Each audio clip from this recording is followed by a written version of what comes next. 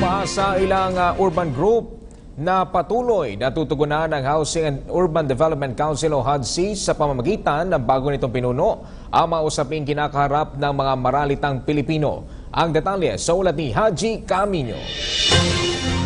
Mahigit 40 taon nang nangungupahan sa bayan ng Pandi sa Bulacan si Aling Luz Viminda Concepcion. Lumuwas siya mula sa Cebu upang maghanap ng trabaho at sa kabutihang palad ay nakapasok siya bilang mananahi. Pero na magretiro ay doon umano niya naramdaman ang hirap kapag walang sariling bahay dahil sa mahal na binabayaran sa upa. Mahirap ang ungupan, wala kang pagkain. O, pagka nag-uupa ka, may ngayon may bayad ka, bukas may utang ka na naman. Gusto nila singil na singil. Isa lamang siya sa grupo ng mga urban poor na nagtipon-tipon upang ipanawagan sa bagong chairman ng Housing and Urban Development Coordinating Council ang pagtugon sa mga problema sa pabahay.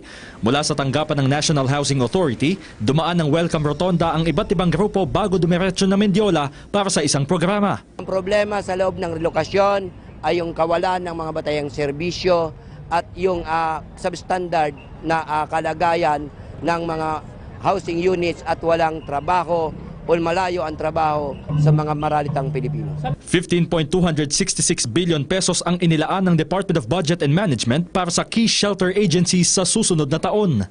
Sa pag-upo ni Cabinet Secretary June Evasco sa ahensya, umaasa ang mga urban poor groups na ipagpapatuloy nito ang mga nasimulang programa at tutugunan ang ilang problemang naranasan gaya ng malinis na tubig at pagkain. Para sa PTV News, Haji Camino.